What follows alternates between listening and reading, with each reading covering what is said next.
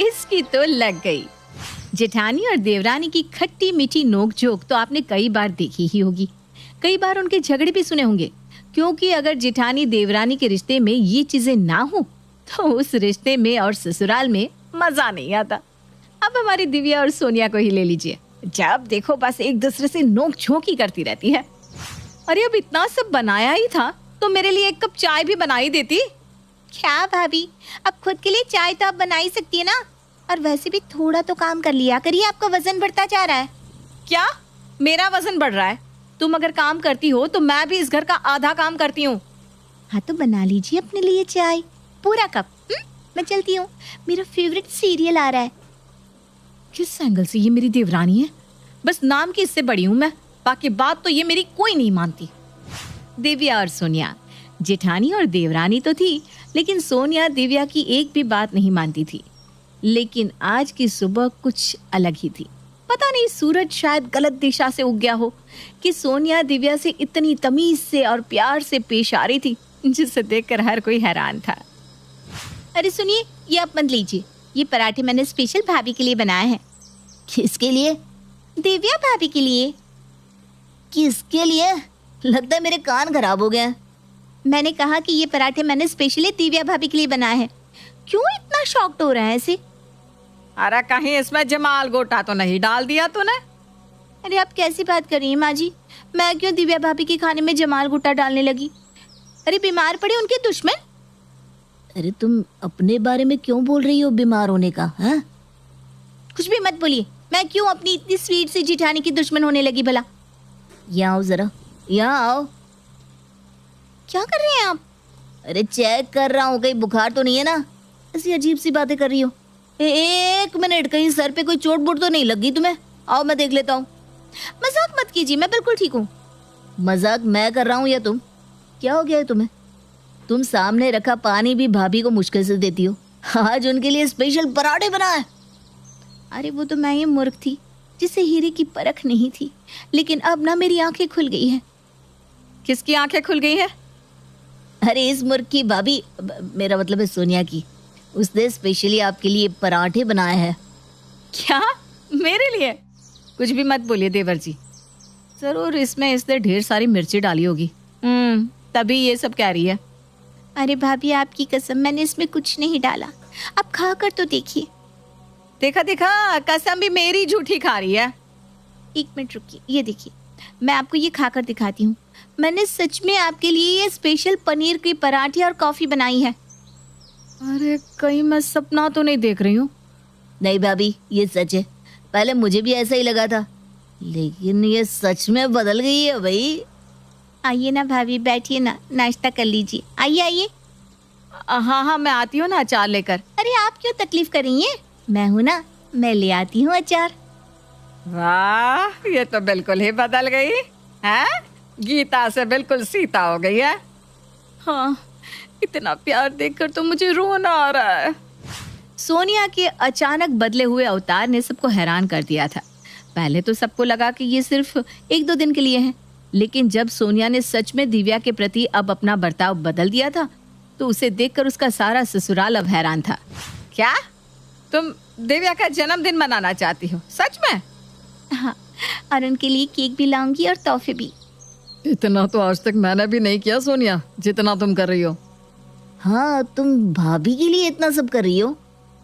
अगली बार दिव्या के जन्मदिन पर इसने करेले और टिंडे बनाए थे, बोलो, और आज तोहफे, केक और खुद खाना बनाने को कह रही है। अरे माँ जी, पहले मुझे भाभी की कीमत नहीं पता थी, उनकी अहमियत का एहसास नहीं था, लेकिन इस साल आप देखिएगा मैं उनके लिए क्या क्या करती हूँ। इतनी खुशी भैया, मुझसे तो बर्दाश्त ही नहीं हो रही है। ये सब हम दोनों से ही बर्दाश्त नहीं हो रहा है। दिव्या तो देखकर कहीं पागल ही ना हो जाए। सोनिया ने दिव्या के लिए उसके जन्मदिन पर खूब सारी तैयारियां की। उसके लिए केक लाने से लेकर तोहफे लाने और खाना भी बनाना, सब कुछ उसने अकेले किया था। तो बताओ, कैसा लगा तुम्हें ये सब? ये सब मेरे लिए किया है आपने? हाँ, किया तो तुम्हारे जन्मदिन के लिए ही है, लेकिन मैंने नहीं किया है। अच्छा, तो माँ जी ने किया है ये सब? नहीं, माँ ने भी नहीं किया। ये सब तुम्हारे लिए अकेले सोनिया ने किया है। क्या? मजाक मत कीजिए आप। अरे मैं मजाक नहीं कर रहा हूँ, सच में ये सब अकेले सोनिया ने तुम्हारे लिए किया है। उसने ही हम सबसे कहा कि वो तुम्हारा जन्मदिन मनाना चाहती है और उसी ने ये सारी तैयारियां की है। उसने ये सब मेरे लिए किया? आप सच कह रहे हैं? हाँ भाभी, भैया सच कह रहे हैं। ये सब सोनिया ने आपके लिए किया है। ये सारी तैयारियां भी उसी ने आपके लिए की है। अरे और कोई कहता ना तो मैं उन पे विश्वास नहीं करती, लेकिन उसने ये सब मेरे सामने ही किया है। जन्मदिन की बहुत बहुत बधाई हो भाभी। तो कैसा लगा आपको ये सब? ये तो बहुत सुंदर है सच में सोनिया। अरे अभी तो ये तोहफे भी बाकी है, इसे तो खोलिए। अरे ये तो वही कंगन है जो मुझे पसंद आए थे, लेकिन मैंने आपको लेने नहीं दिए थे। और ये पायल भी वही है जो मैंने आपसे छीन ली थी। इसलिए आज मैंने वो सब आपको तोहफे में दिया है जो भी आपको पसंद था। आज से जो मेरा है वो आपका है भाभी। सोनिया, तुम्हारा ये प्यार देखकर मैं सच में बहुत खुश हो गई हूँ। भाभी, आज तक मैंने जो भी किया है उसे मन में मत रखिएगा। आज से हम दोनों बहनों की तरह हैं। जो मेरा हिस्सा है वो आपका भी है। हाँ, और जो मेरे पास है वो भी मैं तुम्हारे साथ बांट कर ही चलूंगी सोनिया। इसलिए मैं आज मेरे जन्मदिन पर आप सबसे एक बहुत बड़ी बात शेयर करना चाहती हूँ।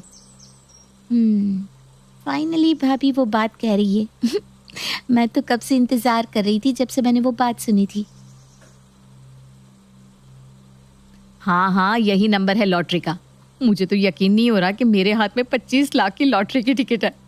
लेकिन ये ना मैं किसी को नहीं बताऊंगी, वरना नजर लग जाएगी। इसे तो मैं संभाल के रख दूंगी। अरे सोनिया बहू, कहाँ गुम हो गई? दिव्या बहू एक बहुत बड़ी बात बताने वाली है। जी मुझे पता है। तुम्हें पता है? अब मेरा मतलब है कि मुझे पता है कि भाभी कुछ कह रही है तो बड़ी बात ही होगी। मैं आप सबको ना कुछ दिखाना चाहती हूँ। मैं बस अभी आई अपने कमरे से लेकर। जरूर भाभी लॉटरी टिकट लेने गई होंगी। वाह सोनिया, तूने सही वक्त पे भाभी को पटा लिया। नहीं तो इस लॉटरी के पैसे से तुझे वो एक फूटी कोड़ी नहीं देती। मैं इतने दिनों से उनके लिए ये सब कर रही हूँ, इसी लॉटरी की वजह से तो। और आज तो मैंने उन्हें सब अपना कीमती सामान भी दे दिया। खैर कोई नहीं, लॉटरी के पैसों से मैं और भी बहुत कुछ ले लूंगी। 25 लाख, उसमें से भाभी मुझे आधी तो दे ही देंगी। क्या बात है सोनिया, तुम बड़ी खुश लग रही हो। आज लॉटरी लग गई है ना मेरी माँ जी। लॉटरी? अरे आज भाभी का जन्मदिन है ना, और हम दोनों एक साथ भी हो गए तो लॉटरी ही लग गई ना हमारी। हाँ, वो इनके साथ तो हमारी भी लग गई लॉटरी। दोनों साथ में अब कभी नहीं लड़ेंगी। ये लो, दिव्या भी आ गई। पता नहीं क्या लेकर आई है ये हाथ में। खजाना है माँ जी, खजाना। माँ जी, मैं आप सबको ये दिखाना चाहती हूँ। ये कौन सा कागज है दिव्या बहू? माँ जी, ये मैंने डोनेशन का चेक बनाया है। अब जैसे सोनिया ने कहा कि आज से सब कुछ आधा आधा है, तो आधा ये भर देगी और आधा मैं। हाँ भाभी, हम सब आधा आधा ले लेंगे। आइए ना, चिंता मत कीजिए। सच में आज मैं बहुत खुश हूँ। मेरी देवरानी कितनी अच्छी है। आपको पता है, कुछ दिन पहले मेरी सहेली की 25 लाख की लॉटरी लगी थी, लेकिन उसने अपनी देवरानी को एक फूटी कोड़ी नहीं दी। लेकिन मैं तो अब से सोनिया के साथ सब कुछ शेयर करूंगी। ये डोनेशन भी हम दोनों आधा आधा करेंगे। जैसे उसने मुझे ये सारा सामान दे दिया। क्या आपकी सहेली की लॉटरी लगी थी? हाँ, क्यों? अरे इससे क्या हुआ? लगता है खुशी बर्दाश्त नहीं हो रही इससे। हाँ, ये बात तो है। आज इसने सब कुछ दे दिया, अपना सामान भी और डोनेशन भी। हाँ, इसकी तो लगता है लग गई है। क्या? अरे लॉटरी, और क्या? मेरी तो सच में लग गई है। लॉटरी नहीं, वाट। तो आपकी लॉटरी लगी क्या? कैलाश और घनश्याम बचपन के दोस्त थे। दोनों ने अपना पूरा बचपन साथ में बिताया था। लेकिन अपने बिजनेस के चक्कर में घनश्याम दूसरे शहर में रहने चला गया और कई सालों तक दोनों दोस्तों की आपस में कभी मुलाकात नहीं हुई। कैलाश के घर में उसकी पत्नी के अलावा एक बेटी सीमा और बेटा देवेश था। वहीं घनश्याम के परिवार में उसकी पत्नी दीपा और बेटी रूपाली और एक बेटा दीपक था। दोनों दोस्त फोन पर एक दूसरे से काफी बातें करते रहते थे, लेकिन दोनों के परिवार एक दूसरे से कभी नहीं मिले थे।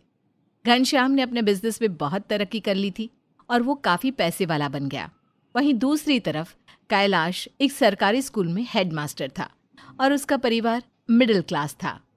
कई सालों के बाद घनश्याम ने वापस अपने पुराने शहर में जाकर अपने दोस्त कैलाश से मिलने के बारे में सोचा। घनश्याम जैसे ही इतने सालों के बाद उनके घर पहुंचा तो उसे देखकर कैलाश और उसकी पत्नी रुक्मिणी बेहद खुश हुए। जानता है, एक अरसा बीत गया तुझे देखे, कभी अपने दोस्त की याद नहीं आई। आ जाओ मेरे यार, गले लग जाओ। अब शिकायतें मत कर, अब बस बैठकर बातें करेंगे और खाना खाएंगे। क्यों भाभी? बिल्कुल भाई साहब, आपका दोस्त कब से आपकी इंतजार में बैठा था। 2 दिन से मेरी जान खा रहे हैं। इन्हें सब पता है कि आपको खाने में क्या पसंद है और क्या नहीं। अरे इतने सालों का इंतजार पूरा हुआ है, मेरा जिगरी दोस्त लौट कर आया है। भाई इनसे मिल, यह है मेरी बेटी सीमा और बेटा देवेश। वाह भाई वाह, बड़ी सुंदर बेटी है तुम्हारी, और बेटा तो बिल्कुल भाभी पर गया है, हीरो लगता है दिखने में। अब अंदर भी आएंगे या यहीं दरवाजे पर पूरे परिवार का परिचय करवा देंगी? क्या भाभी, अब जब इसने अपने परिवार से मिलवा दिया तो मुझे भी तो ये मौका दीजिए। यह है मेरी पत्नी दीपा, बेटी रूपाली और बेटा दीपक। बच्चे तो तुम्हारे भी हीरो हीरोइन से कम नहीं है, बड़े प्यारे बच्चे हैं। आओ आओ बेटा, अंदर आ जाओ। दोनों दोस्तों के परिवार कई वर्षों के बाद एक दूसरे से मिले थे।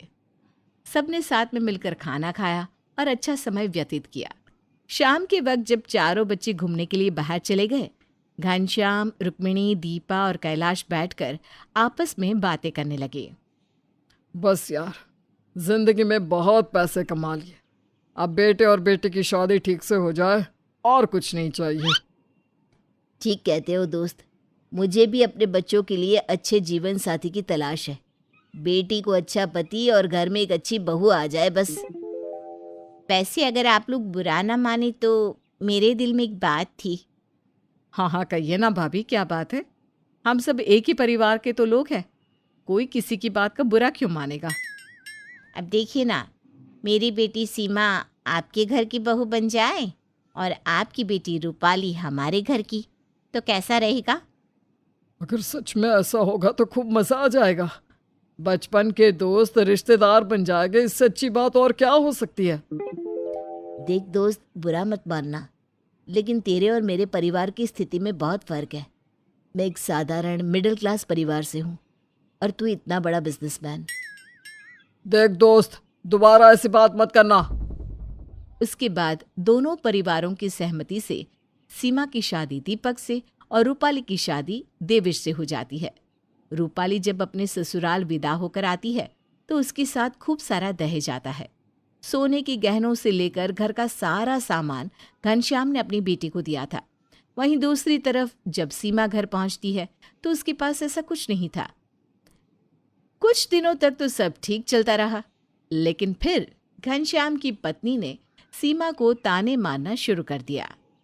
अरे सीमा बहू, इस बार तुम रक्षाबंधन पर अपने मायके गई थी तो तुम्हारी माँ ने सोने की कोई चीज नहीं दी। तुमने देखा, जब रूपाली आई थी तो तुम्हारे पूरे परिवार के लिए मैंने सोने की चीजें भेजी थी। मम्मी जी, आप तो जानती हैं मेरे पापा के पास उतने पैसे नहीं है। अरे मुझे लगा कैलाश भाई साहब दोस्ती की आड़ में हमसे धोखा नहीं करेंगे, कुछ तो देंगे अपनी बेटी को। अरे जब देखो खाली हाथ टरका देते हैं। अरे दीपा, ये कैसे बात कर रही हो भाई? क्या बात हो गई? आप तो रहने ही दीजिए, ये सब आपकी दोस्ती के चक्कर में हुआ है। उधर रूपाली के घर में, अरे बेटा, इतना सब अपने मायके से क्यों लेकर आती हो? हमें इसकी कोई ज़रूरत नहीं है। वो क्या है ना मम्मी जी, माँ मानती ही नहीं है, जब भी आती हूँ ये सब रख देती हैं। अच्छा चलो, वो सब ठीक है। अब ये सुनाओ, तुम खुशखबरी कब सुना रही हो? अरे मम्मी जी, इतनी भी क्या जल्दी है, थोड़े दिन तो आराम से रहने दो। सब कुछ सही चल रहा था, लेकिन सीमा को अब रोज रोज दीपा के ताने सुनने पड़ते थे। धीरे धीरे दीपा ने अपनी बहू सीमा को दहेज के लिए परेशान करना शुरू कर दिया और दीपक ने भी इन सब में उसका साथ देना शुरू कर दिया। दीपक, आप मम्मी जी को समझाइए ना, वो मुझे रोज दहेज के लिए ताने मारती हैं। देखो सीमा, मम्मी जो भी कहती है उस पर कुछ भी गलत नहीं है। अब उन्हें भी तो अपनी हैसियत के हिसाब से लोगों को दिखाना पड़ता है ना कि बहू ने अपने घर से क्या लाया क्या नहीं। दीपक, आप ये कैसी बात कर रहे हैं? मैं जो कह रहा हूँ सही कह रहा हूँ। मेरी बहन यहाँ से भर भर कर सोना ले जाती है, तुम्हारे मायके वालों की तो मौज आ गई बैठे बिठाए। अपनी सास और पति की बातें सुनकर सीमा को बहुत दुख होता है। बात बात पर वो उसे परेशान करते हैं। वो अपनी माँ को फ़ोन करती है और उनसे इस बारे में बात करती है। माँ, मैं इस घर में खुश नहीं हूँ। ये लोग मुझे हर बात पर ताना देते हैं। मेरी सास और दीपक ने मेरा जीना मुश्किल कर दिया है। लेकिन ये बात तुमने मुझे पहले क्यों नहीं बताई? ऐसे कैसे वो मेरी बेटी को परेशान कर सकते हैं? तुम चिंता ना करो। हाँ माँ, आप ही कुछ करिए। अभी मैं प्रेग्नेंट हूँ और ऐसी हालत में इन लोगों की बातें सुन सुनकर मेरी तबीयत खराब होने लगती है। क्या तू प्रेग्नेंट है बेटा? लेकिन ये बात तू अब बता रही है। खैर, तू अपना ध्यान रखना, मैं कुछ करती हूँ। अपनी बेटी से बात करने के बाद रुक्मिणी का मन गुस्से से भर जाता है। वो अपने बेटे देवेश को बुलाती है। क्या हुआ माँ? तू बस अपनी बीवी के पास बैठे रहना। तुझे अपनी बहन की जरा भी फिक्र है या नहीं? लेकिन माँ हुआ क्या है? वो दीपक और उसकी माँ ने तेरी बहन का जीना मुश्किल किया हुआ है। दहेज मांगते हैं हमारी बेटी से। तेरे पापा की दोस्ती ना होती उस घर से तो मैं अच्छी तरह सबक सिखाती उन लोगों को। अगर ऐसा है तो उन लोगों ने बहुत गलत किया। माँ, हमें कुछ करना चाहिए। देख बेटा, वो लोग इस घर की बेटी को परेशान कर रहे हैं और उनकी बेटी हमारे घर की बहू है। इस नाते अब हम उससे परेशान करेंगे, तब उन लोगों को अकल आएगी। हाँ माँ, बात तो आपकी सही है। अब आप देखती जाओ कैसे सबक सिखाता हूँ मैं इन लोगों को। क्या करने वाले थे देवेश और रुक्मिणी? क्या था उनका प्लान? क्या दीपा समझेगी या टूटेगी दोनों परिवारों के बीच दोस्ती? जानने के लिए देखिए इस कहानी का अगला भाग।